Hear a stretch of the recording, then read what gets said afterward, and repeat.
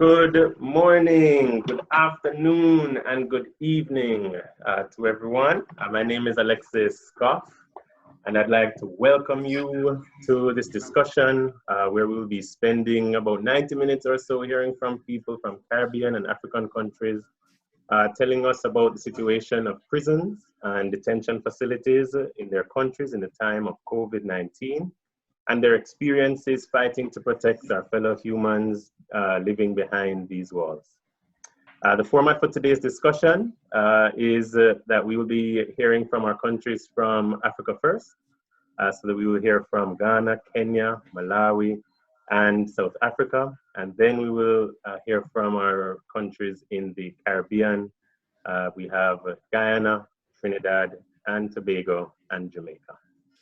After that, we'll be having a few questions that will be presented to our guests. We have had questions that have been submitted beforehand. If we have time, we can also go through some questions that have been asked during the course of the day, but I can't make any promises because I am committed to ending as close to 90 minutes as possible. The video is being recorded and will be shared in our follow-up email afterwards, as well as the links for our speakers and groups, various groups that are involved in the work in various countries around the world. I want to let you know how we got to this point. I have been a part of a group of people in Jamaica doing advocacy, specifically urging our government to take measures to protect our people in detention facilities. One of the things that has kept me grounded and centered over the last several weeks has been being a part of international discussions to talk about what's happening, how to strategize, but also most importantly, building community and being and feeling affirmed. We know that there are so many people doing this work internationally, but in our own respective countries, it might be that we feel or are one of a few doing this work. And after hearing someone who I look up to greatly, Angela Davis, say that we need international global conversations and organizing to take place, and that she thinks these conversations should happen over and over and over again, we felt it was necessary to have a discussion like this, centered on Caribbean and African countries. So I am thrilled that when I reached out to everyone, they said yes. And so to our speakers, who we will hear from soon, Mina, Carla, Kristen, Edigah, Denise, Doreen, Zia, Mellissa, and Victor, I am so grateful to you answering the call and for what you do in your respective roles. And I know that this is important work, and I know you can't see it, but we have had over 90 people registered, and currently I'm seeing folks from Belize, from St. Lucia, South Africa, Vietnam, Barbados, Sweden, Austria, Colombia, Jamaica, Kenya, Canada, and UK. So I just want to welcome everyone to this space and to this event. Thank you very much. And with that, I will turn things over to Mina Mensah from Ghana to start us off.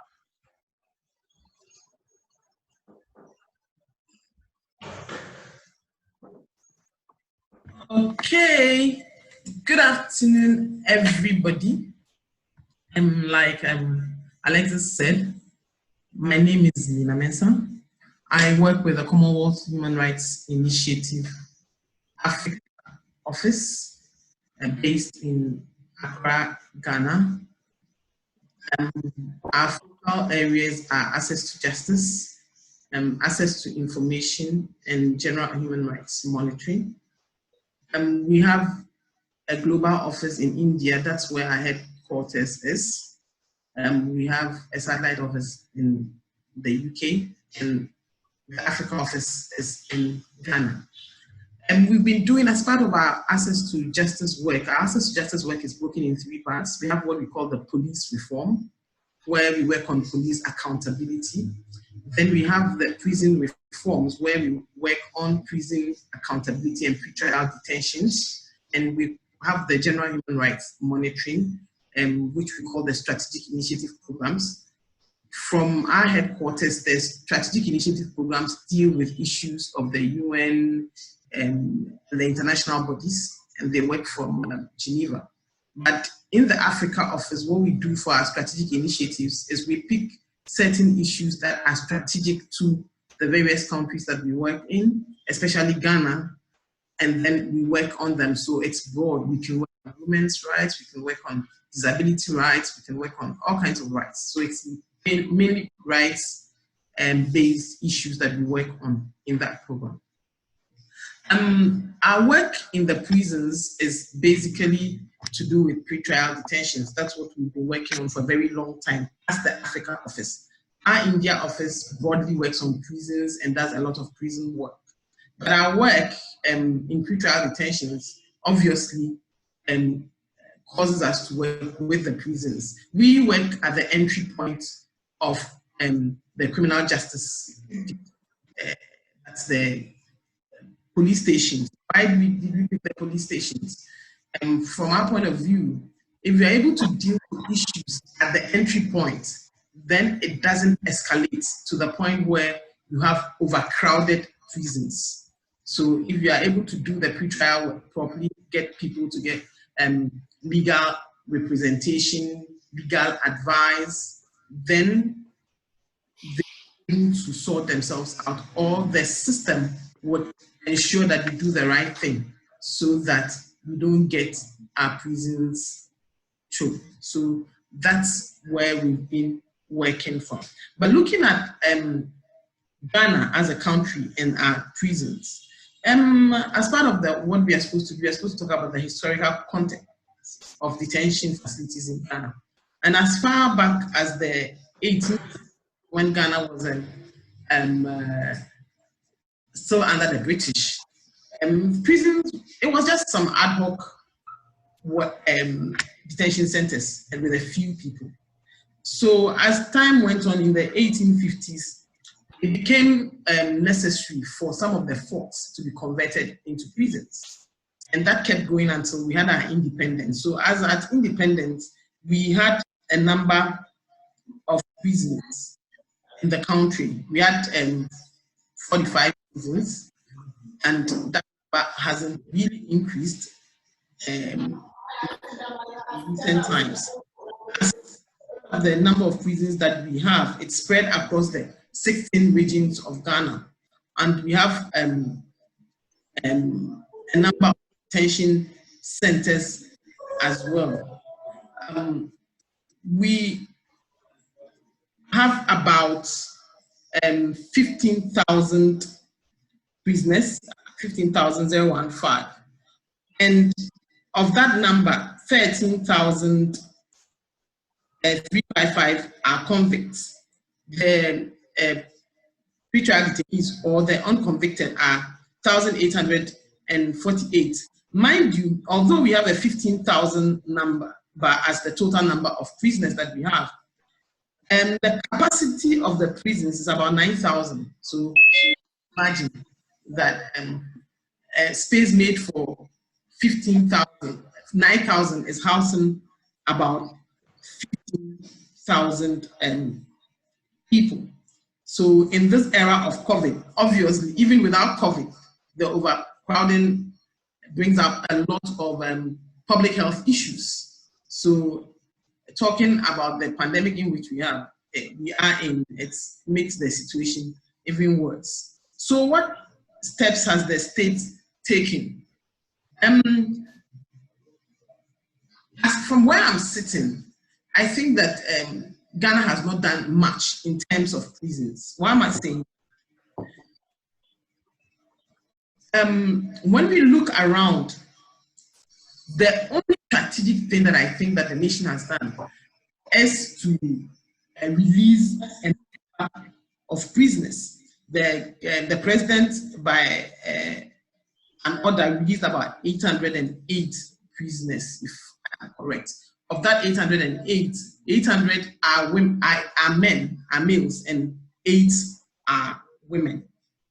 Now, after that was done, no strategy was put in place to reintegrate them. They were just given presidential pardon, and that was the end of it. Going forward, what the state has done is to provide a face mask, hand gloves, and sanitizer for the prisons and Veronica buckets. From my checks, I do not think prison officers have gone through any tests. Neither have the inmates. Well, as part of the protocols for the global, to deal with the global pandemic, of course, there's been suspension of all gatherings. So obviously, nobody is allowed into the prisons. Initially, churches and various groups were going back because of the protocols put in place. There's been suspension of all those things. Visits are very limited to family members who are just bringing food to them. And all new are tested before they are admitted into the prison. So basically, that's mostly what government has done. What has civil society been doing in terms of their requests? A lot of civil society organizations working on prisons have made several calls. Some of them have asked that government increases the number of people that they have released.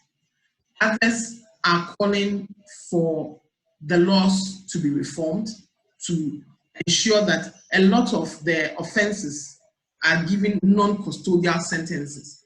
Although we do not have a non-custodial law at the moment, there's a bill that is being worked on, but we don't have an act on that. But people are calling for that.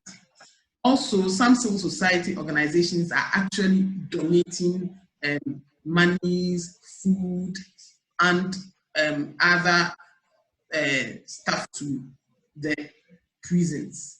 So, from the civil society point of view, there's been a number of calls for such things to be done. In fact, some of them have even called for the amount that is given to prisoners. It's 1 cedi, 80 pesos, and that's about 1 cedi, 80 pesos in dollars, less than $1 a day for each prisoner. So quite a number of civil society organizations have called for the increase in the funds given to the inmates. They've also called for free medical screening of inmates, which we think is very important. What do we think should be done? We think that there's not enough information shared with the prisoners in terms of the protocols. And then obviously, we don't know how they're going to handle social distancing in overcrowded prisons. And so that is also a very huge challenge. We are aware that government is planning to fumigate all the 46 prisons and detention centers in the country. And the last time I checked, fumigation had not begun. But I think that it's something that it's in the pipeline. We think that all prisoners, and I know that the prison officials have been giving face masks and stuff like that, but we think that all prisoners should have access to face masks so that it will improve conditions over there. Alexis, am I over my time? You have about 30 seconds. Am I set. So, well, so far, that's what, I mean, there's not much that we are calling for, apart from also amending the imposition of restrictions for non-custodial sentences. I've already talked about that. So that is what we think needs to be done. The resources later I'll share it with you so that you can share it around. Thank you very much. Thank you very much, for starting us off. And yes, we're looking forward to the discussions afterwards. But with that, I would like to invite Edigah to share his report hailing from Kenya. Thank you very much, Alexis.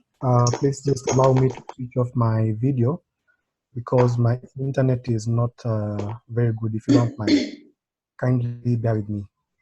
No problem. So my name is Edigah Kavulavu. I'm an advocate in Kenya, and I work with the Kenyan section of the International Commission of Jurists.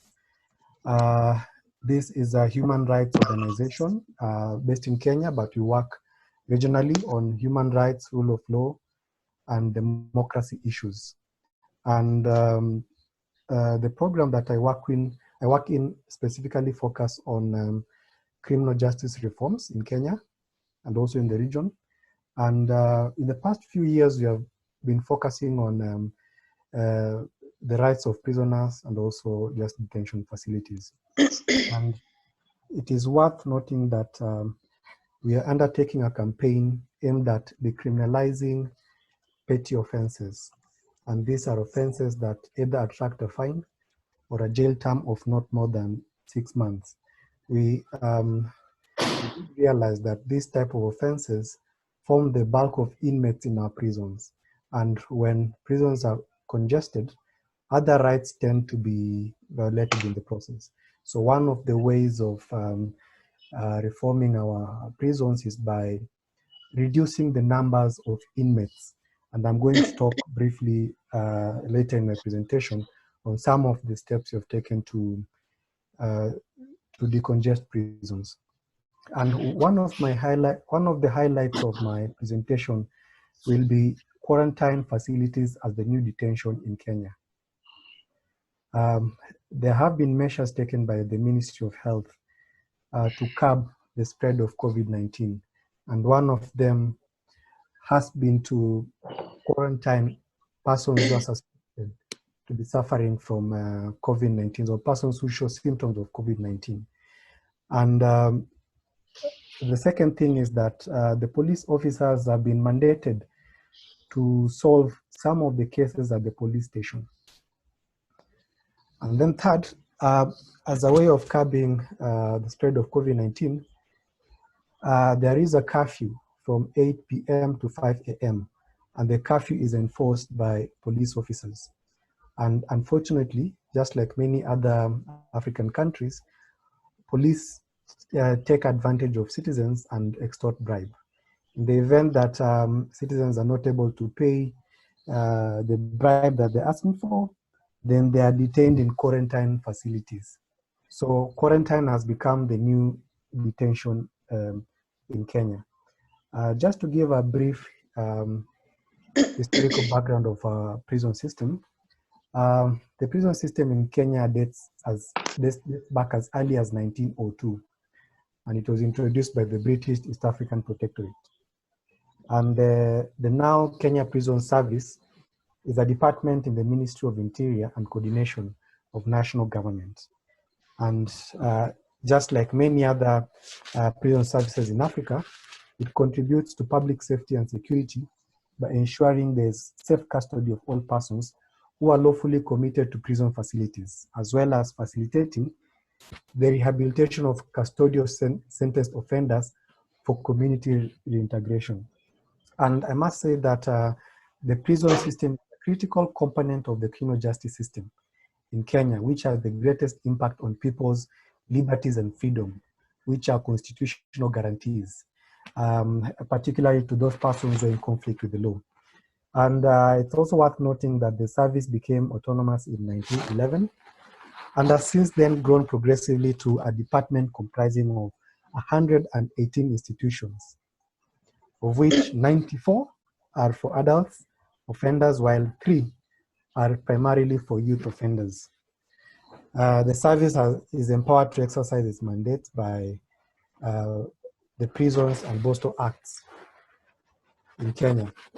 And the current numbers of inmates as it stands to date, or as given by the Prison Authority, is that we have 54,000 inmates, of whom 48% are pretrial detainees, while the remaining ones are sentenced prisoners. And it's important to contradistinguish this with the staff.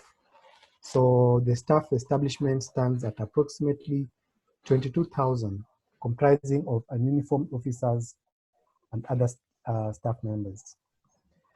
So when the first time COVID-19 was reported in Kenya, the government took certain steps to curb the spread.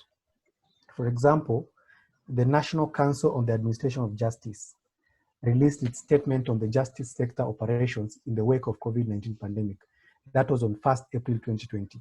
And among the issues raised was handling of criminal matters in police, and also just reducing the interaction between suspects and the court and the justice system. And as I said earlier, the police were mandated to handle some of the petty cases or petty offenders at the police station. And also, it's noteworthy that petty and traffic offenders, it was advised that petty and traffic offenders should not be held at police stations for more than 24 hours, and they should be released on either cash bail or free bond. Other measures taken by the Office of the Director of Public Prosecution was to include processing files for plea taking and other urgent matters as soon as they are delivered in their workstations. And also, due to the spike in sexual offenses, the court considered giving directions on early hearing dates in such cases. Also, some of the measures that were taken by the prison included suspending visits of inmates and also isolating new inmates with those that were already in the detention facilities. So a number of measures have been taken by the government to stall the spread of the virus. But also as civil society, we have been weighing these measures alongside fundamental human rights guarantees. We do agree that it is important to curb the spread of COVID-19, but this does not mean that that the human rights have been suspended. So the civil society has taken quite a number of steps. For example, engaging with the state in coming up with the directives. For example, the public health directive on wearing masks. It states that if a person is found not wearing masks, he or she will be imprisoned for a term not exceeding 6 months, or will be fined 20,000 Kenya shillings. That's about $2,000. And you'll realize that most of the people who will come into contact with the justice system and with the police are the poor and the marginalized. And if you take them to these detention facilities and they leave their family behind, they will not be able to pay for the fine. And it's very interesting because in Kenya, if you're quarantined, you pay for the quarantine fee. Whether you're rich, whether you're poor, you pay for the quarantine fees. So it is just deepening poverty. And you see, if people are told to stay at home, they're not able to, and most of them are casual laborers. They're not able to make a living. They're not able to feed their family. So at the end of the day, they have to go out to look for money. They have to look for money to buy for the masks. To buy masks. They have to look for money to buy hand sanitizers. At the same time, they have to be careful not to come into contact with the police, because if they're arrested, they go to quarantine. If they go to quarantine, they face the risk of being infected with COVID-19, because even the way they're handled at police stations the police don't follow all the procedures to ensure that the spread does not continue. So we have done a lot of advocacy around the laws that are being enacted at the moment. We are encouraging the government to release petty offenders. This is a campaign that we have been conducting at the regional and national and regional level to release petty offenders so that we decongest the prisons. So I don't know, Alexis, whether you want me to address other issues of how citizens have reacted to the petty offenders who have been released. Or should that yeah, so what I will do is I'll make a mark for that's a question we'll discuss in the question and answer section. Okay. And so I will make a note that that's a question for you to respond to, if that's okay with you. That is okay. But also, I think it's important for me to mention that 4,800 inmates have been released as a result of government's measures to decongest the prisons. So please allow me to end at that point. I'll be happy to just respond to questions that may arise, and also just to contribute to points that will be brought about by my fellow panelists. Thank you very much, Alexis. Great, thank you so much, Edigah, for your report, and really for putting some things, reframing some things in my mind, like quarantine being a new detention facility. So looking forward to our discussion. I'm going to hand things over to Victor, who hails from Malawi. Welcome, Victor. Thank you very much, Alexis. Yeah, good morning to some of you. Good afternoon and good evening. My name is Victor Mhango. I work for an organization called Center for Human Rights Education, Advice and Assistance, CREA, in Malawi. CREA is an advocacy organization. We are also into human rights education, and also we are into litigation. But our work, we have a number of projects that we do, both in community and the criminal justice system. But for the sake of this, I'll mention the projects that we do in the criminal justice system. We have a number of paralegals who work in prison on a daily basis. That's prison, court, and the police. We rotate around the criminal justice system. We've been working in prison since the year 2000.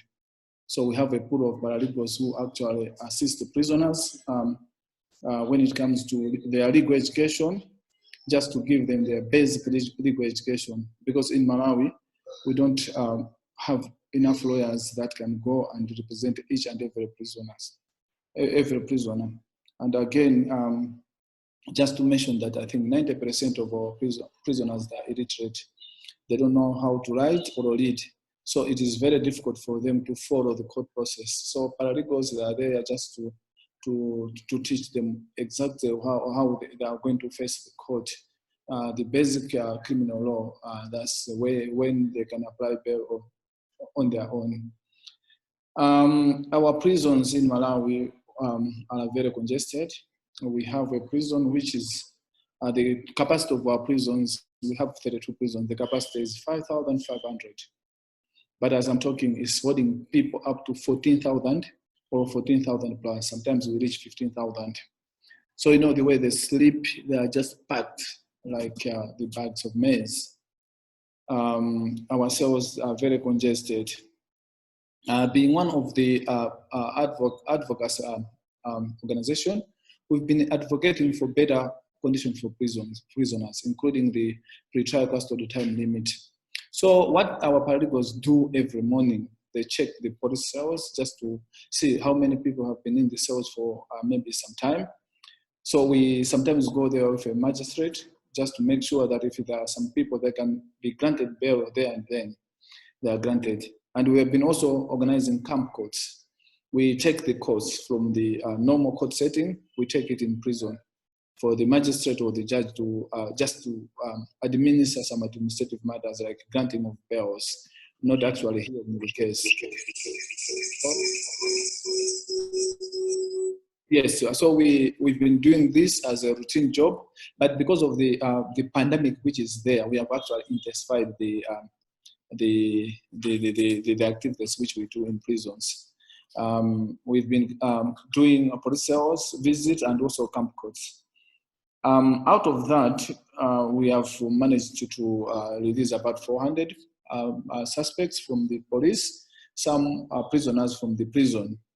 But again, I'm also a member of the, I represent the civil society in the prison inspectorate, Malawi Prison Inspectorate. Malawi Prison Inspectorate is a constitutional body which is mandated to go and oversee the conditions in prison. So as inspectorate also, we had our visits in some prisons. We also managed to visit, to release some prisoners. In total, the prisoners released by the activities that we do as an organization and other organizations, just to decongest the prisoners, we released about 1,392 prisoners. But we also, as an organization and other like-minded organizations, we lobbied the president to release some prisoners. We were thinking that maybe he can release up to half the prison population, like 7,000. But we've been unfortunate. As I'm talking, the president has agreed to release some prisoners, but he's going to release 1,800.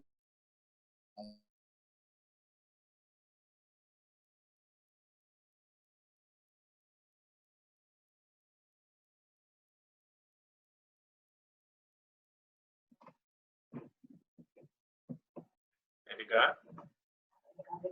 Sorry, Victor? Okay, I think we have, it has frozen. Victor, if you can hear us.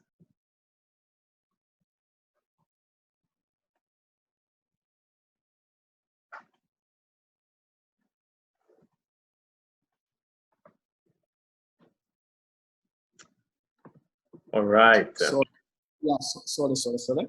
No? Yeah, so we had 3 recovery. Let me just be fast in case something happens again, because this is the second time now. We had 3 recoveries.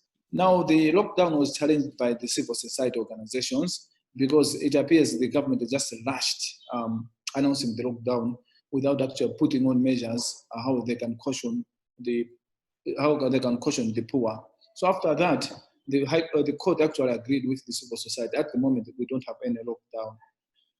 But we have a number of challenges which are coming from the pandemic.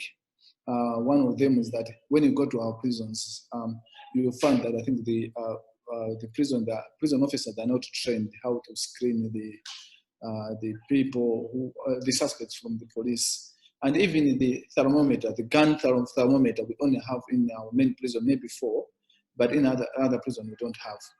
At a certain period, the prison department said that they are not going to allow people coming straight from the court or from the police going to prison cells. And they said that they did put some measures that they should be placed somewhere, but we are seeing them coming each and every day. That's the worry that we are having, because at the police there's no one who is screening them. At prison, there's no one who is screening them. So our worry is that if the pandemic is coming from outside, then it will be total disaster. I've already mentioned that even the police, they don't even have the thermometers, and also they don't screen the prisoners. As our interventions as human rights organization and other organizations, we have managed to at least give the prisoners, each and every prisoner, the masks. These are donated by human rights NGOs, some international donors, but they're not coming from the Malawi government. Again, our worry is on sustainability. Are we going to sustain this? But we are managing that. And also we have managed to give prisoners some sanitizers, and we have actually donated, I personally went to one of the banks who donated some sanitizers and the packets for the prisoners. But aside that, we are also intensifying the camp course, especially in police cells, so that I think those people should not come to prisons. So we are doing that for the general remandees in the police stations, And also we are doing for the mother, the remandees who have actually stayed for so many years. So we'll continue as an organization conducting some cell visits each and every day with the majesty, just to make sure that I think the people who are coming in the system should not interact with the people inside the system. So in a nutshell, because of my network, again, let me end it here, and then I think I will come back when it is coming for question times. Thank you very much. Well, thank you very much, Victor, for the presentation. Yes, again, a lot to think about and a lot of work that civil society has been doing in Malawi for our people on the inside. So thank you. I will now pass things over to who I've been calling Team South Africa. That is Doreen, Kristen, and Zia. Give us their report hailing from South Africa. Thank you very much. My name is Kristen, and I'm from the Africa Criminal Justice Reform, and we form part of the Detention Justice Forum in South Africa. So I'm going to just give you an overview of the Detention Justice Forum. We are a network of civil society organizations and individuals in South Africa working on detention-related matters and issues concerning people deprived of liberty. As a we meet on a bi-monthly basis to discuss detention issues or concerns relating to policy or legislation that impacts detainees. We then address those concerns through advocacy and written submissions to Parliament or governmental departments. I'm going to give you a very brief overview of our present population just to contextualize today's conversation. And then I'll hand it over to my colleagues Zia and Doreen, who will then give you an overview on South Africa's interventions in dealing with COVID-19 in prisons and civil society's response. So I prepared a slide, but unfortunately I'm having connection issues, so I am now connected to my iPad. But just to give you an overview of our prison population, we as at the 31st of March 2019, we have 243 prison facilities in the country. Our inmate population is about 162,875, of which 29% thereof are remand detainees. So that's a substantial part of our prison population are remand. Only 2.6% of that are females. So overcrowding is a huge challenge in our facilities. Our prison population to bed space is quite challenging. We have about a 37% overcrowding rate at the present moment. And the tuberculosis and HIV in sub-Saharan Africa is a big challenge, and so you can understand how concerning the COVID-19 and prison conditions is to us as civil society. Yeah, so we also have a challenge in terms of information that's available to us. We don't know exactly what the comorbidities of inmates are. We don't have access to that kind of information. We don't know at the moment the percentage or the amount of people who have TB or HIV within our centers. We don't know the categories of crimes individuals are in remand facilities for, how long they've been on remand. We don't know, that information is not available to us as a society, and this can present problems in terms of the COVID-19 situation and the potential release of prisoners, should there be that conversation, but my colleagues will deal with that. So it's very difficult to interrogate any decision government would make should anything or decisions be made regarding release of prisoners going forward. Our lockdown began on the 27th of March. Our first case of COVID-19 in prisons was detected on the 6th of April in East London prison facility. And there an official from the speculation is that one official attended a funeral, and that's how that's what's in the media, how it's spread. But as of today, we have about 169 positive cases, of which 93 are officials and 76 are inmates. And unfortunately, it's just been reported in the past 2 days, we have about 3 deaths, of which 1 is an official and 2 are inmates.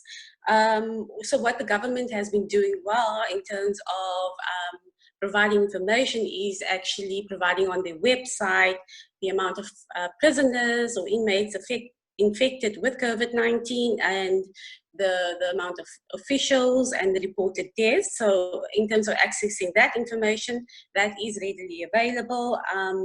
Unfortunately, we do not have much information in respect of other things. So I'm just going to hand over to my colleague Zia to just provide you an overview of South Africa's interventions during the COVID-19. Well, thanks, Kristen. Hi, everyone. I'm Zia Wasserman. I'm from an organization called Sonko Gender Justice, and I'm also one of the co-coordinators of the Detention Justice Forum. So I'm going to provide an overview of what our government has been doing to curb the spread of COVID-19 in our prisons.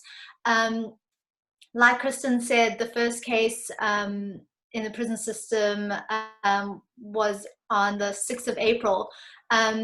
But, we've been concerned about the spread even before that, because it seemed almost inevitable, considering the conditions of overcrowding and also the high rates of TB and HIV in our prisons. So at the time, until recently, it was kind of a scramble for us to get information from the government about what their plans were. There wasn't like a public operational plan of what they were doing to deal with COVID-19 in the prisons. And that was very concerning to us, because not only were we playing catch up all the time on what information, was being released to the media, and then we would have to quickly respond to whatever was coming out, but it also means that it was quite difficult and remains quite difficult for us to hold the government to account because of that lack of transparency. But I think it was about last week, they did make their standard operating procedure available to the public. So that was very interesting for us to read. And on a very kind of brief analysis, we can see that it's very focused on health, obviously, which is great, but there's a definite absence of a human rights lens, which we are very concerned about. So there aren't the kind of interventions that would be there to prevent, violence from happening or to kind of safeguard the rights of those who are detained. So that's a concern for us, which we'll keep pushing for. But for the interventions that have been put in place, one of the very first things that government did was to place a moratorium on prison visits. So no family members could come visit people in detention. And as my colleague Doreen will chat about, there was also a question of whether this also applied to legal representatives and whether it applied to our oversight bodies. There was very little clarity around that. And that, creates anxiety not only for the family members and for the public, but for the people in prison themselves. And we know that, prison visits are incredibly important for people who are detained for their mental health and well-being. It's also shown to prevent violence in prisons. And also in South Africa, prison visits are essential for families bringing supplies to their families inside. So that had a very serious impact on kind of the well-being on our inmates, and there have been several riots that have actually taken place around that. But besides for the prison visits, the government also instituted a kind of a limited access to courts. So some of our prisons have like audio-visual equipment, and they said that those could be used to postpone cases, so not to actually hear cases. It could just be used to postpone, and that they wouldn't be transporting any detainees to the courts. And that, so right now the courts are only hearing priority cases. And these are cases that are related to sexual offenses and gender-based violence, corruption, like other serious violent crimes, and then also violations of our COVID-19 regulations. So yeah, obviously we're concerned about the people sitting in remand detention, and just a general kind of access to justice for people.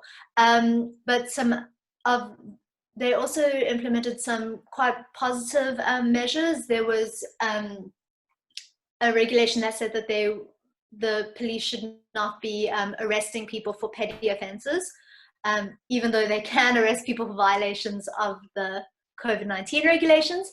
And there was also a relaxation of bail policies around first court appearances. So they did encourage magistrates and courts to be letting people off on bail for their first time appearance. Then in terms of what was going on inside the prisons in terms of prevention, the government had said that they had set up these kind of mobile quarantine sites. Anecdotally, we don't know if those actually exist. And then they've also reported that they're using isolation cells for those who are infected or showing symptoms, which we are just concerned that, you know, could possibly amount to segregation and solitary confinement. And then also the government rolled out kind of a mass screening campaign, screening and testing, which was great, but we worried that there's more of a focus on screening rather than testing. And they also said that they would roll out PPE and hygiene materials, but we have anecdotal evidence to say that that isn't exactly happening. And actually, government has they've confirmed this, and their solution is to get the inmates to make masks and soap themselves. So some of these are good, some of these are problematic, and as you'll see, there's been no release of inmates. The government seems to be quite against that, but my colleague Doreen now will chat about kind of what we've been doing as civil society to respond to this. Okay, thanks, Zia. Hi, everyone, and I'm Doreen, and I'm with an organization called Just Detention International South Africa, which is a health and human rights organization that works to address sexual abuse in places of detention. And like Zia and Kristen, I'm also a member of our organization is also a member of the Detention Justice Forum. So just really quickly, basically, as Zia's already mentioned, and Kristen, that there's not a lot of information being shared by the government with the public or civil society with regards to what their plan is to address COVID-19 and detention facilities. And so one of the first things that we did was to actually try and reach out to government, so to the Minister of Justice and Correctional Services and other relevant ministries, because we're talking about all places of detention, which also include police holding and migrant detention facilities, and also military detention facilities, to try and get this information. We've also sent communications even to the President and to constitutional institutions like the South African Human Rights Commission, also seeking information so as to assist and also provide, some advice or guidance in how to come up with a plan. And we have not been winning with regards to getting any direct response, save for the response that we received from the inspecting judge, who's with the Judicial Inspectorate for Correctional Services, which is an oversight body. And so it's an ongoing battle that we're fighting as civil society, which is just basically accessing basic information from government, but also requesting opportunities to be consulted on how best to approach this. And one such way was writing a letter of recommendations, so as to also be proactive in our inquiries by making recommendations on what government can do. These recommendations are also informed by the United Nations subcommittee on the protocol on the prevention of torture, and basically looking at recommendations that include early release of some special categories of people in detention, and putting moratoriums on arresting particular groups of people, which in particular include undocumented foreign nationals, of which, based on the report from the National Prosecuting Authority, has actually increased during the lockdown period. Which is also quite unnecessary, precisely because deportation is not possible at the moment, precisely because borders are closed, and that means putting people in already overcrowded detention facilities. We've also talked about addressing the issues of visitation, like Zia has already mentioned, and we've also been engaging with the media and trying to continue to reach out to government and to oversight bodies and the constitutional institutions, and also working closely with the oversight bodies. I'm aware that we've gone a little bit over time, so I'll hand over back to Alexis. Thank you so much. And then any other things that come up, we'll address them in the question and answer section. Thank you so much, Doreen, Kristen, and Zia, and also for covering so much and raising some very key things that expands our understanding of who this affects. And so just want to highlight, you mentioned the military detention facilities, migrant detention facilities too, so that we're not only talking about our prisons and our remand facilities and our police lockups, but there are other groups that are very much affected by this that don't normally come into, or we don't normally think of them in these conversations. So unfortunately, this is a wide net. And so thank you so much for covering that and for amplifying it. All right, so we will now hand over things to Mellissa, who hails from Guyana.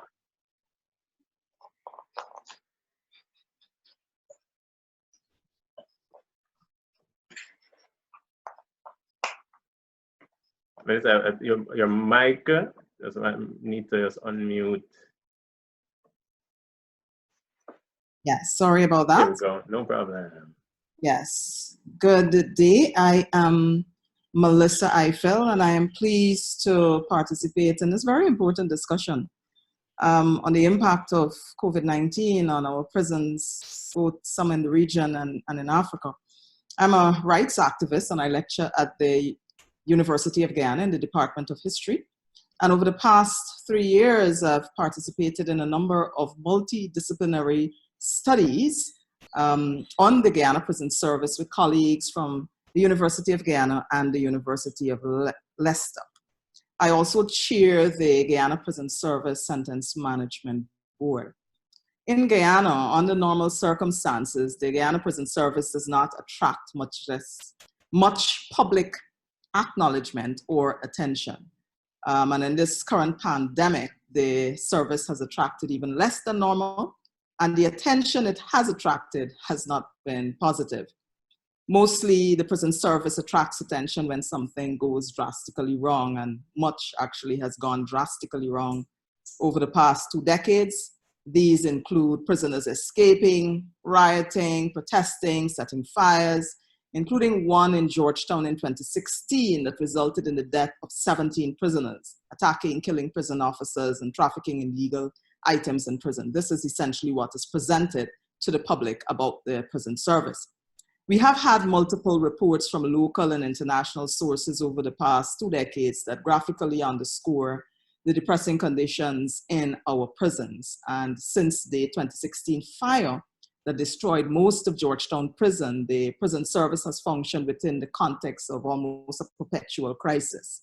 So we have gross overcrowding, which means very minimal rehabilitation and reintegration programs, inadequate officers, inhumane, often horrendous conditions in some locations that both staff and prisoners have to endure, and multiple violations of prisoners' human rights. And we know this from when prisoners go on protest.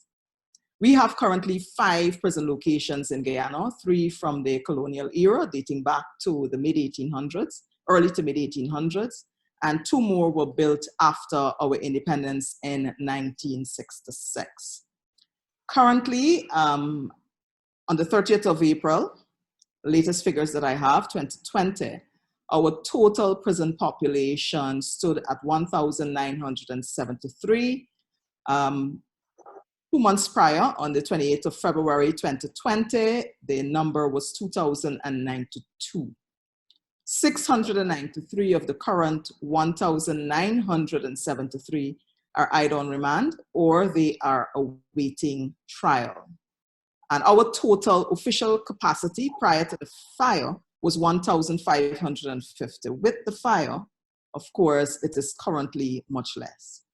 To date, Guyana has recorded 93 positive cases of COVID-19, and there is no known case of a prisoner or an officer in the prison service infected with the virus. I have consulted with the prison directorate, and they have indicated to me the measures that have been taken. Many of them have been reported in the newspapers as well, so I was able to confirm, the measures that have been taken to try to prevent COVID-19 from entering the prisons, and if it does enter, to hopefully contain the spread. First, to ease overcrowding, 103 prisoners were released. Categories of prisoners released include low-risk older prisoners, those close to finish serving their sentences, those with previous underlying health issues, those serving small sentences for cannabis offenses. Additionally, the courts have reduced or offered bail to those who have attorneys, of course, who apply for same, and small fines were paid by an NGO, Food for the Poor, for some prisoners who couldn't afford to pay the fine. Those released are almost entirely male, since the majority of women currently in jail are for serious offenses, mostly murder and drug trafficking. Over the past 5 years, women and girls in conflict with the law have been the beneficiaries of a paternalistic view by the government to women in custody. So hence women have been pardoned or granted early release on the occasions of Guyana's independence, Republican anniversary, for Mother's Day, for Christmas. Under government instruction as well, all juvenile girls in state custody were either fostered or sent back home. Men and boys have not benefited to the same degree. So in this current round of releases to address COVID-19, men are almost the sole beneficiaries. The second measure that the prison service has taken is that most prison officers have been restricted from leaving the confines of the prison. This restriction actually stemmed from all of our security forces being in line for our elections that were held on March the 2nd, where ranks were required to live in. And today the officers are still in line. How much longer the situation will persist depends on the resources that are available to the prison service to maintain its ranks once they are in. And also the resolution of our elections chaos, since it's been 2 months later, no winner has been declared, and we have only commenced a recount yesterday, and this recount is expected to last for 25 days, but based on what happened yesterday, I suspect it will last for much longer. If officers have to travel to and from their homes to work, mostly by public transportation, prison officials anticipate that it would be impossible to effectively prevent and control the spread of COVID-19 in our vastly overcrowded locations. The third thing that they have done is that all visits to prisons have been suspended. In place, the service has introduced virtual visitation to all prison locations via video calls for prisoners to communicate with their family members and their attorneys. 30 tablets were donated by the Ministry of Public Infrastructure to the prison service to facilitate this particular initiative. And this is 30, of course, for 5 locations and 1,993 prisoners. Also, video conferencing facilities are being constructed. They should be completed next week to virtually attend to urgent court matters. The fourth thing that the prison service has done is that it has identified quarantine areas at the 2 admissions prisons, and where they admit new prisoners, Once the prisoners are admitted, they are separated from the general population for 14 days. Initially upon admission, all prisoners are screened by a medical doctor. The medical team will thereafter monitor the prisoners who were admitted for signs of COVID-19. And the service has also identified another isolation area should a prisoner or prisoners test positive for COVID-19. Of course, these areas are very small and cannot accommodate large numbers. The fifth thing that the service has done is restrict drastically and reduce the movement of prisoners. So either to attend court, they're not transferring prisoners between locations, and only emergency cases will be taken to the hospital. So the numbers of those entering the prison locations, these numbers have also been reduced. So those who would have gone in regularly to conduct training programs, religious programs, we love our religious programs here, all of those have been canceled. The service has also installed hand washing stations at all locations, and the locations are supposed to be sanitized more frequently. In terms of civil society's response, civil society has largely been unresponsive to the plight of prisoners in COVID-19, the context of COVID-19. In fact, all of Guyana is consumed with the fight for political power. And only one organization, the Guyana Human Rights Association, has publicly called for prisons to be considered in this pandemic. Their recommendations included all prisoners, all sentences for possession of marijuana or secondary category drugs be commuted to time served. All remand prisoners for non-violent crimes be reviewed and bail reduced. Prisoners whose sentences are within 3 months of completion be released early. And female prisoners who are non-violent, who are in for non-violent offenses, their sentences should be commuted. As I outlined just a minute ago, some of those have been done. So in conclusion, I must confess I am not optimistic. In the context of gross overcrowding, inadequate sanitary facilities at all of our locations, once COVID enters, it would spread rapidly. Our most insecure and inhumane makeshift facility that is being utilized as a Georgetown prison is being rebuilt has over 500 men in 3 open sheds with virtually no space to walk between the mattresses on the ground. It is, in fact, a brutal and heartbreaking environment. And it is unimaginable what would occur to anyone who dares to sneeze or cough or get sick in this environment that already sees violence meted out to the most vulnerable. Solutions, I don't think any will be forthcoming beyond what has already been outlined. Certainly not from state resources, with no parliament, and so no budget, and none expected, at least for the remainder of this month. Monies aren't even available to address the needs of citizens out of jail, and I'm afraid prisons and prisoners just would not be a priority.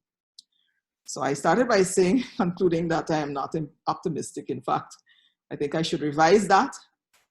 I am more than just not optimistic. I am, in fact, quite terrified. Thank you.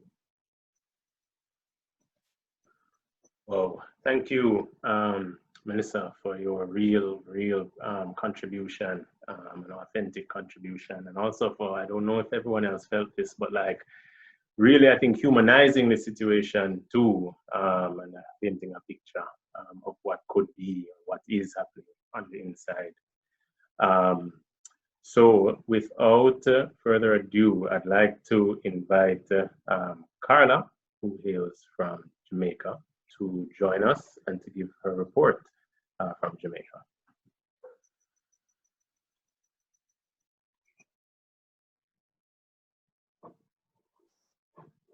Good morning, everybody.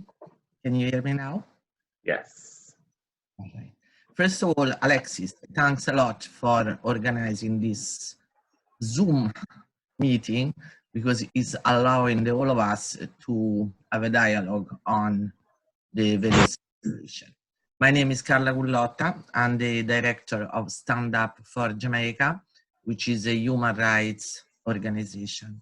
We work on projects, and our main one is the correctional services. We work in the prisons since 2007, and we run rehabilitation programs on 3 guidelines. Education, therefore we have schools in all the institutions. Professional skills, and so we provide training and diplomas to achieve professional skill. And then psychological help, such as anger management, self-control, self-awareness, and all of that. I have been listening to an amount of interventions, and I think that we all share the same challenges.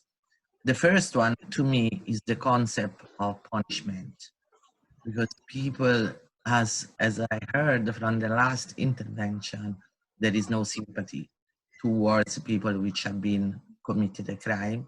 We all live in countries which are not extremely peaceful. Therefore, there is this attitude that if you do something wrong, you need to be punished, which is okay. But what is the concept of punishment? Is it something that you just lock them in and throw away the key? Or it is something that through the serving time, you try to build a different person? I think that we should go that way, but nobody practices it too much. Looking at the situation in Jamaica, we have 4,000 and more inmates. We always talk about males, but there is a segment is composed by vulnerable ones. And I think about women, I think about juveniles. We have a lot of juveniles detained in prison, and in Jamaica, unluckily, you can be detained because you are uncontrollable. They send you to prison because you bad behave. And usually the bad behavior is originated by a trauma.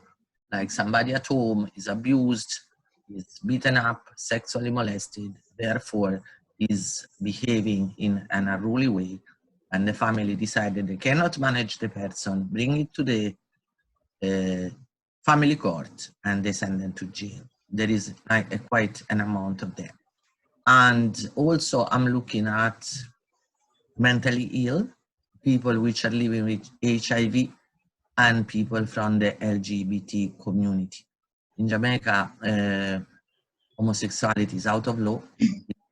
Therefore, homosexuals are closed in a special block, which is to prevent them to be somehow brutalized by other inmates, but is also preventing them to access to any of the programs. They cannot go to school, they cannot learn a skill, they cannot be part of any activity. So basically, it's a prison in the prison. And in this situation, the coronavirus has been what it has been for all the countries, which I heard this morning, totally locked down. That means also that programs had to stop, because programs mean a lot for the population in the prison, because they are busy, they are doing things, they feel motivated, etc. We have been somehow supported by correctional services. So we have been starting online classes and online counseling, which is something and is better than nothing, but is obviously only a small portion of the activities that we were carrying before. The lockdown for them, for the inmates, means also they cannot receive visits. Sometimes they can receive some packages, but not as much as before. So there is a strong tension due to the fact that they feel isolated. Actually, thanks to Alexis and some other donors, such as IDB, we are providing 4,000 care packages to the full population. It's nothing much, but it has the meaning that we are not going to leave them behind. So it's a way to provide items, but also a way for them to feel that, yes, we cannot go into the institutions, but somehow we try to be present. Politically, it is rough. We have been asking with the coalition, with Alexis, myself, and another huge amount of people to release some of the low-risk inmates, and we have found some categories. For example, the immunodeficient, the eldest, the ones which are not a risk to community and society. We got a no answer, and also I think that we were kind of disturbed by the answer of the Ministry of Security, which was publicly stating that there is no overcrowding. One, everybody knows that there are institutions with 1,640 inmates, which were built for 700 inmates. So we were not very successful. We are not going to give up yet. We will keep trying, but I do not have many hopes that we will be successful. I want to also touch the problem of the warders, because the warders have been the only one which are allowed to enter the facilities. Required to do sanitize themselves, they are required to we have a washing station and all of that. But it depends on their own personal willingness with the rules and regulations. So we are concerned for them because they are basically overworking. But we are also concerned by the fact that a small mistake can become a huge damage, because in that area where it's so restrained, so little space, self-distancing is stupid to be mentioned because it cannot be practiced, right? So we are watching and monitoring the situation, and I have to say that in Jamaica, the Ministry of Health has been setting in place an amount of instruments trying to avoid a pool of blood. They are testing people in the prison. There are task forces which are setting isolation areas in case something will happen. They are setting some other areas for people which in this moment are not well and nobody knows what they have. They have been sending some mobile unit to talk to the inmates. And even in the activity for our care packages, apart items, we are sending a leaflet which is teaching them all what to do and all what not to do for the virus. So we try to send some instructions. And also we are trying to send some elements of information which are very important. One, there is a general concern about what happened to the inmates which applied for parole. So we were in dialogue with the parole board, with the Commissioner of Corrections, and we made sure that the parole board still meet every month and still process all pending requests. On the second hand, we are trying to assist correctional services in starting online trials, at least in the 2-3 major courthouses in Jamaica, which absorb the majority of pending crimes. So that will allow the courthouse not to stop totally the activity and allow the inmates via Skype to be able to continue their trial with their attorneys. We should start next week, Wednesday.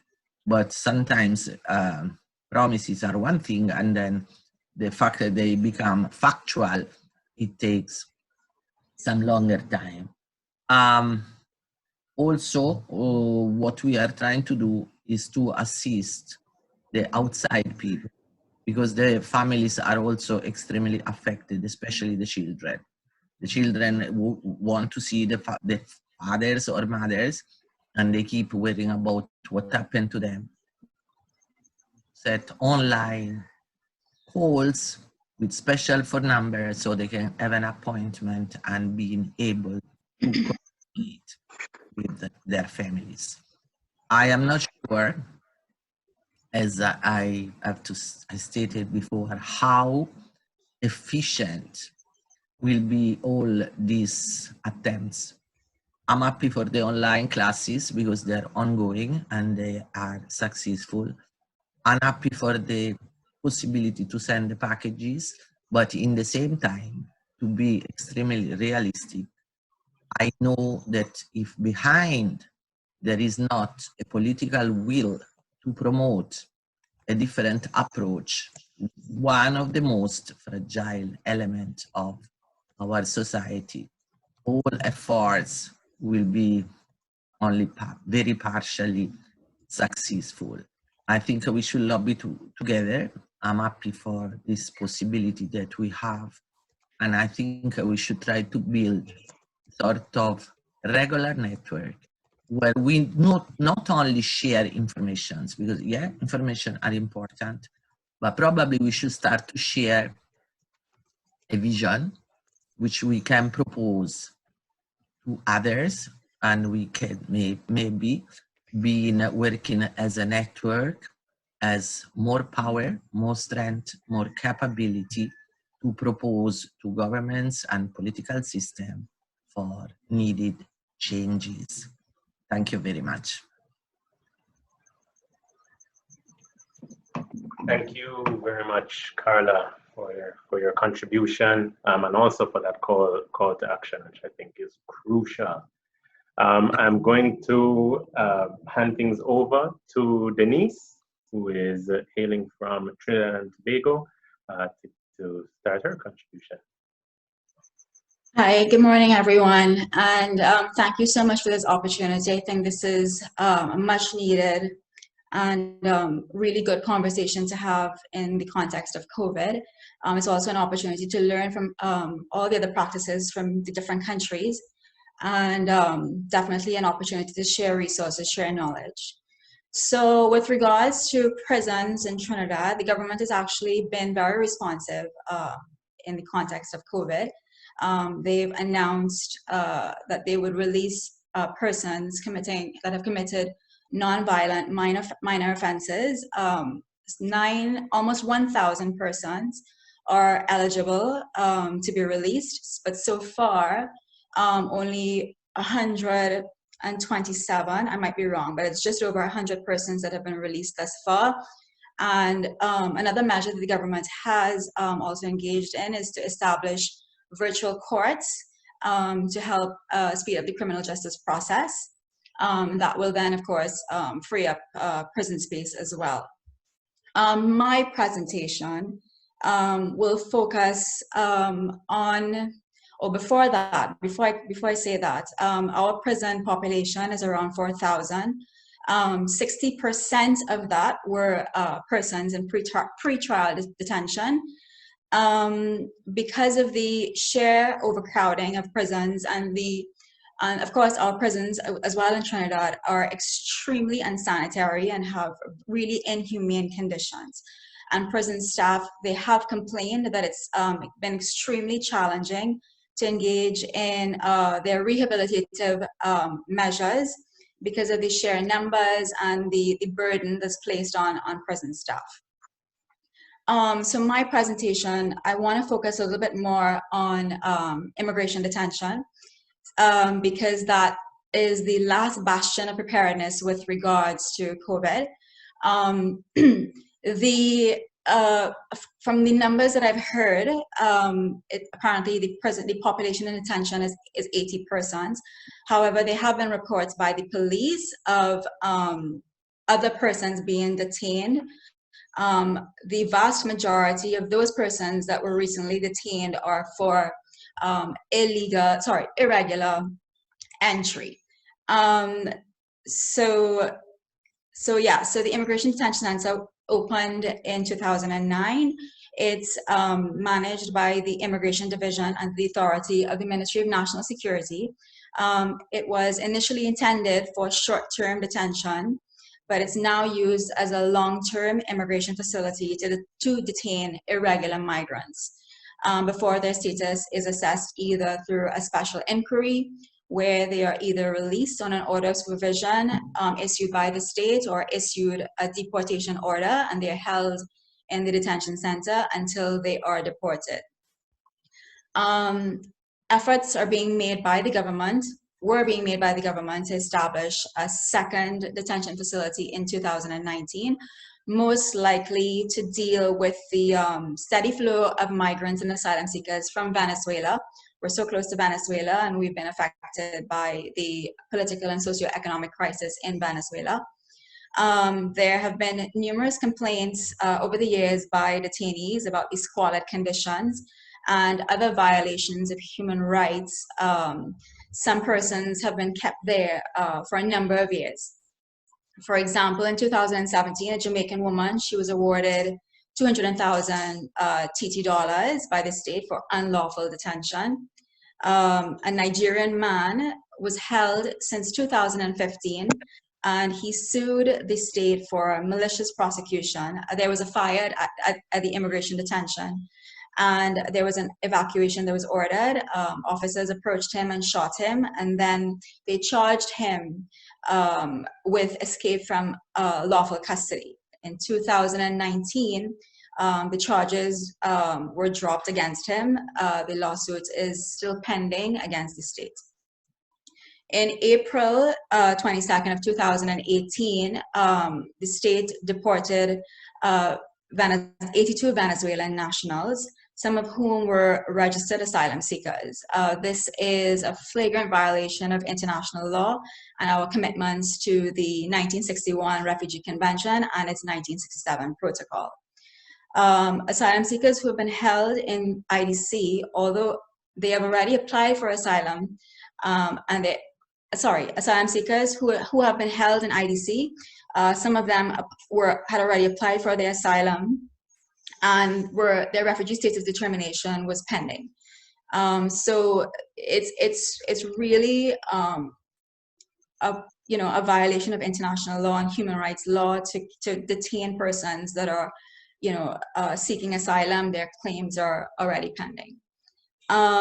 So in terms of the numbers in detention, so this facility in Arima, the capacity is 150. So the numbers that I got, I don't know how true this is that 80 persons are in detention, and they're mostly Venezuelan. There have been reports that the government was still detaining persons for illegal entry, which goes against a fundamental principle of the asylum process, which is non-penalization for irregular or illegal entry. Persons fleeing prosecution may not have time to acquire travel documents. Persons fleeing routinely use irregular means to seek asylum, as we have seen border crossings throughout the world. So with regard to the numbers of the recent detentions of Venezuelans, this was done on 17th of March. 33 persons were detained, and then an additional 60 Venezuelan nationals were detained on the 23rd of March, all for irregular entry. I am not sure, CCHR is not sure if they have been released. So steps taken by the state regarding persons in prison. So as I said before, they've announced the release of persons. We've commended the government for this. We think this is a really great move by the government. They've also suspended prison visits. So let me continue down. So with the government's announcement of the release of persons, they stated that the persons that were going to be released were low-risk criminals with very minor crimes. Those included persons who failed to pay child maintenance, use of obscene language, possession of marijuana less than 30 grams, possession of a smoking device, cultivation of marijuana, as well as motor vehicle and road traffic offenses. The Attorney General noted that the vast majority of cases being considered for release, but the AG noted that in the vast majority of cases being considered for release, the court granted bail, but prisoners, they were too poor to afford bail. Okay, so with regards to detention, about 4 weeks ago, there was a protest by detainees who were worried about contracting COVID. And while in detention, since detention has not been incorporated in the national response to COVID. The Minister of National Security, he stated that he was going to be meeting with the Chief Immigration Officer, and he asked that a review take place with respect to the different categories of persons at IDC. He said that anyone detained on serious criminal charges and who are before the criminal courts are in a different category to those that are there for overstay or illegal entry. And sorry, let me repeat that. He added that anyone detained there on serious criminal charges and who are before the criminal courts are in a different category to those who may be there for overstay or illegal entry, and stated that a decision will be made soon in the context of COVID. To date, no additional announcements or measures have been taken with regards to immigration detention. With regards to civil society, actions taken by civil society, so Amnesty International has made repeated requests to visit IDC, which have received no response from the government. Amnesty International recently issued a statement stating refugees trying to find safety in Trinidad and Tobago continue to be criminalized and detained even during COVID-19. People in crowded detention facilities are some of the most at risk of being exposed to COVID-19, and often they have inadequate access to healthcare. There was a donation of masks and sanitizers by the Consular Corps. Other independent human rights organizations and NGOs are not permitted access, for the exception of one, the implementing partner, the Living Water Community, implementing partner of UNHCR, United Nations High Commissioner for Refugees, Living Water Community. They have been given access to visit with some detainees, but since the lockdown, that has stopped. Another one of the institutions that has been able to visit the center pre-lockdown with the Joint Select Committee on Human Rights, Equality, and Diversity. They observed in June 2018 a range of health and sanitation concerns in the detention facilities, which could put detainees at heightened risk of harm during any outbreak of COVID-19. The committee specifically observed the lack of financial resources to construct a designated area for detainees who need to be quarantined due to illness or other considerations.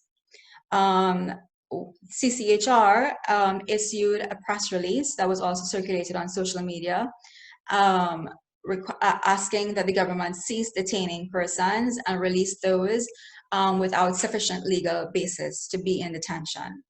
CCHR has also sent a letter addressed to the Attorney General, the Minister of National Security, and the Chief Immigration Officer, requesting urgent consideration for the conditional release of detainees and implement the measures that they have engaged in the past.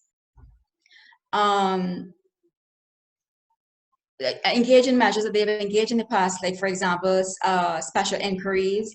So persons that are released from detention, they're subject to special inquiry, which is normally conducted by a special inquiry officer.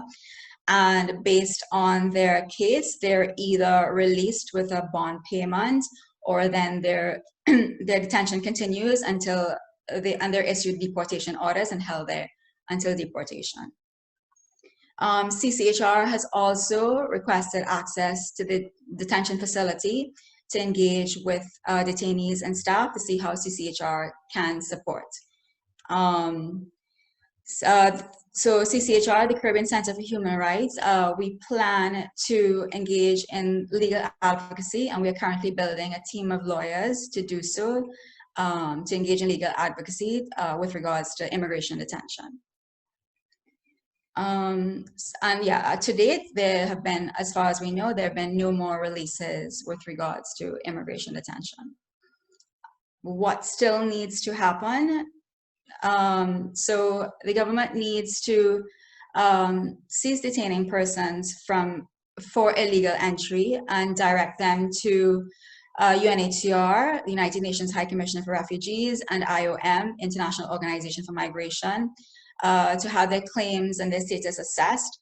They need to release persons that are there for illegal entry and other persons that are in there without sufficient legal basis. And the government should also engage with actors that are already working on migrant and refugees, so for example, UNHCR and IOM and other organizations, to provide support and protection to these persons that are released from detention.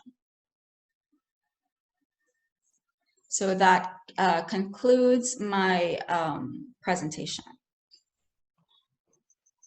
All right, thank you very much, Denise, and for highlighting immigration detention facilities in Trinidad, and sounds like, well, I don't know if it's disproportionate, but it affects Venezuelan people of Venezuela a lot. Thank you very, very much. Thank you all for your contributions.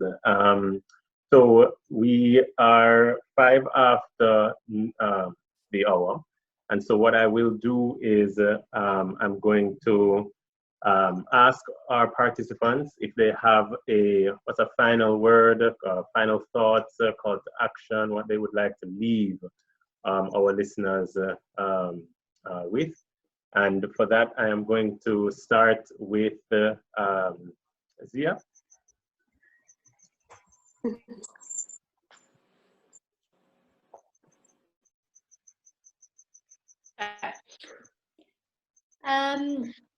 Yeah, sorry, I missed the question, Alexis, or are you asking for a closing remark? Yeah, yep, we're just asking for a closing remark, yes. Okay, perfect. So yeah, I think from our side, we're lucky to have quite a galvanized civil society that is pushing on this and advocating for, you know, the rights of detained people, and will continue to do so. And one thing that I think is important for us to also take away from this is that this is a really unique time for us to rethink prisons, rethink incarceration, and like Carla was saying, you know, punishment, and you know, so that we're not just putting these kind of band-aid solutions in place, but something which can actually have sustainable, lasting outcomes that are in the best interest of those who are detained and for society as a whole. Yeah, so that's what I would end off with. Thank you. Doreen, Kristen? Yeah, okay. All right, well, my final word is, first of all, thank you to everybody who was on the panel, and for you, Alexis, for organizing this. And just to say that I think we just need to persist in all the incredible work that we're doing in our respective countries, because we all exist in societies that have experienced a lot of trauma in a lot of different ways, and have very little left over to give to people in detention. And so we need to keep reminding ourselves and our societies of our own humanity and the humanity of people in detention facilities, and continue to fight for them during this time and every other time, because whilst this is a time of crisis for most of for everybody in the world, people in detention facilities are in constant modes of crisis because of the violence that exists in detention facilities, because of all the high infection rates of various different kinds of diseases. So this is even worse. So yes, let's continue working together and defending and championing the rights of people in detention. Thank you very much, Doreen. Kristen? Hi, okay, so I'm just going to close off with 3 remarks. The first one is, as the Detention Justice Forum, we will continue to push for the release of low-risk individuals in detention facilities. And second of all is, South Africa is a signatory to OPCAT. And so we want proper oversight during COVID-19 period and throughout any day. And we do see that lacking. The complaint system needs to continue despite this pandemic. And civil society will continue to oversee this period. Thank you, Kristen. Victor? So just to remind our government that prison health is a public health. When we make sure that in prison we take care of the prisoners, definitely we want to spread the disease outside the prison.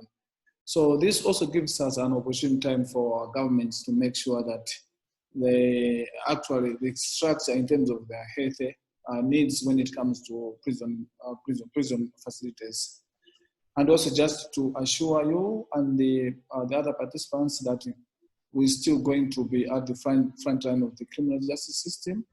We will continue conducting camp courts and the cell visits for the time being. And we believe that after the prison, we be decongested this time around, this will be the starting point of having a prison which is actually not congested. So we are hoping that I think this work will continue for some time. Thank you very much.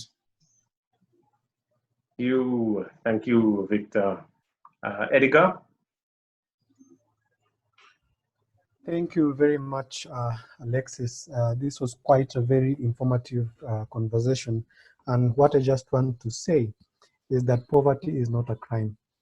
Most of the people engaged with the prison facilities are the poor people. So we'll continue with our campaign on decriminalizing petty offenses and encouraging the government to find alternatives to custodial sentences. They'll also just want to encourage a partnership, a regional partnership around this work that we do in order to review our laws and also practices across Africa. Yeah. So I really want to encourage this. This should not be the end of this conversation, but the start of a conversation that will ensure that human rights of prisoners are upheld. Thank you very much, Alexis. Yes, thank you very much, Edigah. Mina? Hi. Hi. I'd first of all like to say thank you to the organizers. This has been very, very fruitful. I'd like to add that we should know that and make our governments aware of that, because normally prisoners' rights are the last thing on the minds of governments. Prisoners are human beings. They do have human rights. The only thing that has been taken away from them is their freedom of movement. All other rights they ought to enjoy.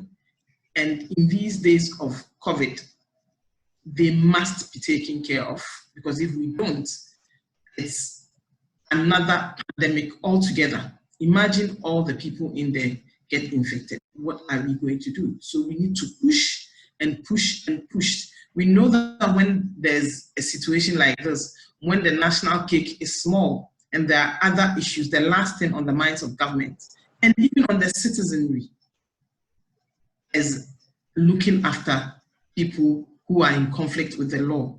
And a lot of citizens forget that sometimes people are there not necessarily because they have committed a crime, but like they said, the law is an ass. So we need to think about the fact that any one of us can be in there by virtue of a mistake. And so we need to take care of them. And we need, as advocates, we need to push and continue to push until government realizes that prisoners are human beings and ought to also be treated as such, especially in this era. It is so important. I listen to every country that has spoken. Quite a number of them are doing a few things, but I look at my country and it's like as if they are not part of the society, but they are part of the society and they need to be taken care of. Thank you. Thank you very much, Mina. Carla.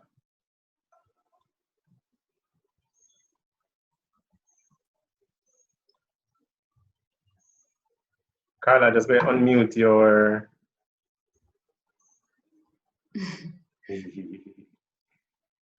You know that technologically I am a disaster, right? All right, I did it. All right, couple of thoughts. One is a building moment, and I think we should study together a building strategy. We have met. I am happy for that, but I think is the further steps and coordination need to be done. Two, while we still keep working and trying to do daily work to assist the inmates as a fragile category, we have to implement advocacy. For example, I'm looking at the Minister of Justice as a fundamental partner. There must be some instruments which will divert some of the cases which end up in prison to a different way to deal with them. I'm looking, for example, at restorative justice. We have some pilot experiments. Same as usually, it is hard to introduce them, but they're there. So I think we should try to study a sort of common strategy to approach the punishment in a useful, productive way.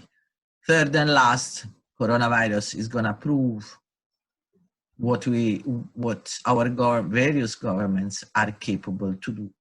And I really hope that we are defending fragile people and they won't be affected too much, because I know that it could be a disaster. And that's it. Thank you very much, Carla. Denise. Okay, so my thoughts. So in my experience working in human rights, as human rights activists and human rights advocates, we advocate on all these rights. And I think it's important to pay attention to public sentiment when we're advocating for these rights, because the public, they tend to have a lot of questions about some of the things we're advocating about. And I've found sometimes some of these concepts and principles might be foreign to them, or their understanding is not as comprehensive. And in order to create public buy-in, it's important to communicate with them in ways that are, it's easily digestible so they can understand. So for example, with this prison release that it was announced by the government, persons were asking questions, where are they going to go? What are they going to do?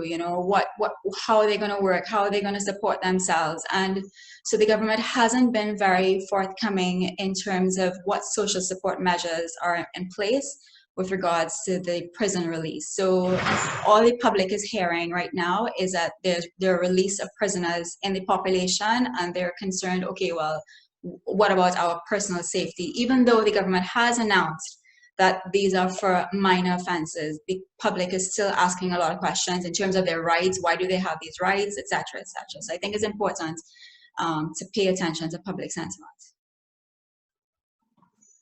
Thank you very much, Denise. And then finally, Mellissa. Oh, thank you. Thank you, Alexis. I just want to reiterate, as everyone has said, that prisoners have rights. Those in detention have rights, and I think it is critical that we advocate for it, but for those rights. But I mean, on a personal note, I just wanted to say how grateful I am for this conversation and for this forum. I really appreciated hearing about all the strategies adopted in the various locations to support prisoners, particularly from non-state actors, and you have definitely inspired me to organize a greater civil society response in Guyana in support of our prison population. So thank you all. And I trust, as Carla proposed, we can continue to network, to dialogue, to extend solidarity and to support each other as we continue this very, very important work. Thank you so very much. I really appreciate it. Thank you very much, Mellissa. Thank you to all of our speakers, yes, for your contributions, and thank you all to our listeners. We've covered around 55 or so people throughout today, and so thank you very much for spending this time with us. I want to let people know, like as Carla has said, this is a building moment. And so in our follow-up email, we'll be sending out the links, the recording of today's event. But also the conversation can't stop here. And so if there are people that are interested in more spaces to discuss this, to strategize, to organize from an international point of view and support our relatives in the various countries who are doing the work and who are living behind walls, please let us know in that follow-up email. And if anyone has more topics, more discussions that they want to have with this international perspective, please let us know too, because we are down. We are game for making it happen. And so I just want to say again, thank you for everyone. This is a challenging moment for us all, but this is also a learning, building moment. And so I just have to say that I really am appreciative to everybody for the energy and the time that you have spent, not only today, but also during this time, take care of, to protect our people who are intentionally left out, I think, of the conversation a lot, but also have to say to everybody, please be well, take care of yourself, and I look forward to building community with you all. So thank you very much and have a great rest of your afternoon, evening, and night. Thank you. Thank you. All right. Bye. Thank you. Bye. Bye.